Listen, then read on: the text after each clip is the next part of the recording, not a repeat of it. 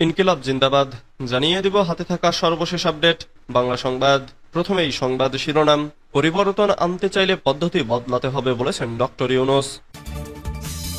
এরপর জানিয়ে দিব পাচারের টাকায় বিদেশে বিলাসী জীবনযাপন আওয়ামী লীগ নেতাদের।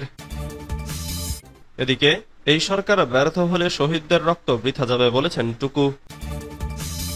আরো জানিয়ে দিব 2026 সালের 30 জুনের মধ্যে নির্বাচন বলেছেন প্রেস সচিব।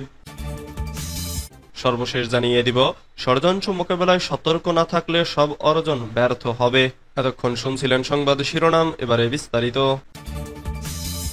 পরিবর্তন আনতে চাইলে পদ্ধতি বদলাতে হবে বলেছেন ডক্টর ইউনূস। অন্তর্বর্তীকালীন সরকারের প্রধান উপদেষ্টা ডক্টর মোহাম্মদ ইউনূস বলেছেন, পরিবর্তন আনতে চাইলে পদ্ধতি বদলাতে হবে। বৃহস্পতিবার ব্যাংককের স্থানীয় সময় বিকেল 3:30টায় বিমস্টেক ইয়াংজেন ফোরামে তিনি এসব কথা বলেন। ডক্টর ইউনূস বলেন, নতুন সভ্যতা গড়তে চাইলে চাকরির পেছনে না ঘুরে তরুণদের উদ্যোক্তা হতে হবে।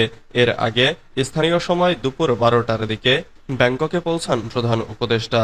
বিমানবন্দরে তাকে অভ্যর্থনা জানান থাইল্যান্ডের মন্ত্রী জিরাপন সিন্ধুপ্রাই। এর আগে সকাল 8:55 বিমান বাংলাদেশ এয়ারলাইন্সের একটি ফ্লাইটে তিনি ঢাকা ত্যাগ করেন। সকালে বিমস্টেকের মন্ত্রী পর্যায়ের আলোচনা শুরু হয়েছে, যেখানে বাংলাদেশের পররাষ্ট্র উপদেষ্টা তৌহিদ হোসেন অংশ নিয়েছেন। ইতোমধ্যে মেরিটাইম ট্রান্সপোর্ট সহযোগিতা চুক্তি স্বাক্ষরিত হয়েছে, যাতে বিমস্টেকের 7 সদস্য রাষ্ট্রের পররাষ্ট্রমন্ত্রীরা সই করেছেন। পাচারের টাকায় বিদেশে বিলাসী জীবনযাপন আওয়ামী লীগ নেতাদের। জুলাই আন্দোলনে দেশ ছেড়ে পালিয়ে যাওয়া ফ্যাসিস্ট আওয়ামী লীগের সাবেক মন্ত্রী এমপি নেতারা পাচারের টাকায় বিদেশে বিলাসী জীবনযাপন করেছেন। ভারত, যুক্তরাজ্য, যুক্তরাষ্ট্র, সিঙ্গাপুর, সংযুক্ত আরব আমিরাত, কানাডা সহ বিশ্বের বিভিন্ন দেশে তারা অবস্থান করছেন। জানা গেছে, এসব নেতারা দেশ থেকে পাচার টাকায় বিলাসী জীবনযাপন করেছেন। সেখানে যেসব দেশে তারা পালিয়ে বা আত্মগোপনে আছেন, সেখানে বসে দেশের বিরুদ্ধে ষড়যন্ত্র অব্যাহত রেখেছেন। শীর্ষ নেতা ও সাবেক মন্ত্রীদের বিদেশে বিলাসী ঈদ উদযাপনের ছড়িয়ে পড়া ছবি দেখে অনেকেই বলছেন তাদের সঙ্গে উপহাস করা হয়েছে। জনসাধারণের মাঝেও তীব্র ঘৃণা সৃষ্টি হয়েছে। এ নিয়ে অনেকেই তাদের প্রতিক্রিয়া জানিয়েছে। তার সঙ্গে নতুন মাত্রায় যোগ হয়েছে যুক্তরাজ্যে ঈদ উদযাপনের হাস্যোজ্জ্বল ছবি। আওয়ামী লীগ সরকারের পতনের পর দলের তৃণমূল নেতাকর্মীদের অনেকে দেশেই মামলা ও গ্রেফতার আতঙ্কে বাড়িছাড়া অবস্থায়। যদিও অপর একটি সূত্র জানায়, ভারতে বসে বাংলাদেশে আত্মগোপনে থাকা কর্মীদের এবার ঈদের বকশিসের নামে টাকা পাঠিয়েছেন আওয়ামী লীগের পলাতক নেতারা। মূলত হুন্ডির মাধ্যমে তারা যার যার নির্বাচনী এলাকায় এই টাকা পাঠিয়েছেন। সংশ্লিষ্টরা বলছেন, দেশের সাধারণ মানুষ যখন অর্থনৈতিক সংকট, বেকারত্ব ও দ্রব্যমূল্যের ঊর্ধ্বগতির কারণে বিপর্যস্ত, তখন আওয়ামী লীগের এই সাবেক প্রভাবশালী নেতাদের বিলাসী জীবনযাত্রা চোখে আঙুল দিয়ে দেখিয়ে দিচ্ছে কতটা দুর্নীতিগ্রস্ত ছিল তাদের শাসনামল। এই সরকার ব্যর্থ হলে শহীদদের রক্ত বৃথা যাবে বলেছেন টুকু। বিএনপির প্রচার সম্পাদক সুলতান সালাউদ্দিন টুকু বলেছেন, এই সরকার ছাত্র জনতার আন্দোলনের মধ্য দিয়ে প্রতিষ্ঠিত হয়েছে, কাজেই এই সরকার ব্যর্থ হলে শহীদদের রক্ত বৃথা যাবে।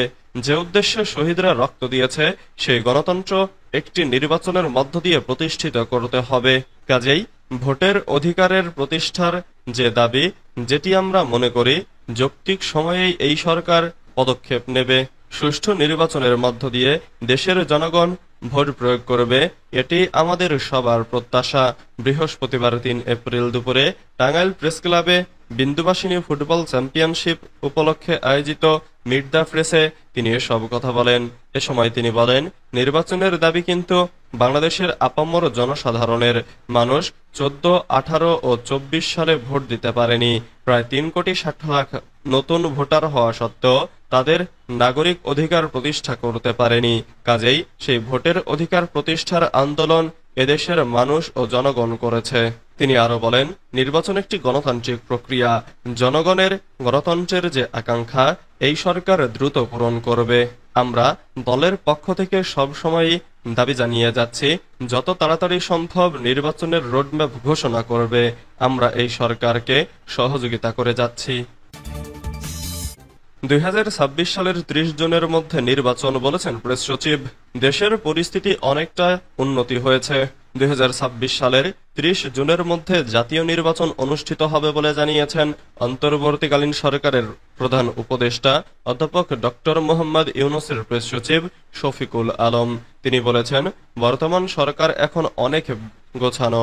আইনশৃঙ্খলা পরিস্থিতি নিয়ে সবাই অনেকটা উদ্বিগ্ন ছিল, সেই পরিস্থিতির উন্নতি হচ্ছে। পুরো রমজানে দ্রব্যমূল্য স্থিতিশীল ছিল। অর্থনৈতিক ও রাজনৈতিক দিক দিয়েও সরকার এখন অনেকটা প্রতিষ্ঠিত। পবিত্র ঈদ উল ফিতর উপলক্ষে বেসরকারি টেলিভিশনের এক অনুষ্ঠানে এসব কথা বলেন প্রেস সচিব শফিকুল আলম। এ সময় তার সঙ্গে স্ত্রী সাবিনা জাহান লুনাও উপস্থিত ছিলেন। তিনি পেশায় একজন শিক্ষক। এ সময় দুইজনই তাদের ঈদের পরিকল্পনা জানান। পরিবারের সবার সঙ্গে ঈদের দিন সময় কাটানোই মূল পরিকল্পনা থাকে বলে জানান প্রেস সচিব। প্রধান উপদেষ্টার বরাত দিয়ে তিনি বলেন, যদিও স্যার বলেন আমরা এখন একটা যুদ্ধ অবস্থায় আছি, তবে আমরা মনে করি আগস্টে আমরা যে জায়গায় ছিলাম সেখান থেকে বড় একটা উত্তরণ হয়েছে। ষড়যন্ত্র মোকাবেলায় সতর্ক না থাকলে সব অর্জন ব্যর্থ হবে। দেশ ও জাতিসত্ত্ব বিরোধী ষড়যন্ত্র মোকাবেলায় সবাইকে সতর্ক থাকার আহ্বান জানিয়েছেন জামাতে ইসলামীর কেন্দ্রীয় নির্বাহী পরিষদ সদস্য ও ঢাকা মহানগর উত্তরের আমির মোহাম্মদ সেলিম উদ্দিন। তিনি বলেন, ষড়যন্ত্র মোকাবেলা করতে না পারলে আমাদের সব অর্জন ব্যর্থ হয়ে যাবে। বৃহস্পতিবার ৩ এপ্রিল সকালে সিলেটের স্থানীয় একটি মিলনায়তনে ইসলামী ছাত্র শিবির আয়োজিত প্রাক্তন ও বর্তমানদের নিয়ে ঈদ পুনর্মিলনী অনুষ্ঠানে প্রধান অতিথির বক্তব্যে তিনি এসব কথা বলেন।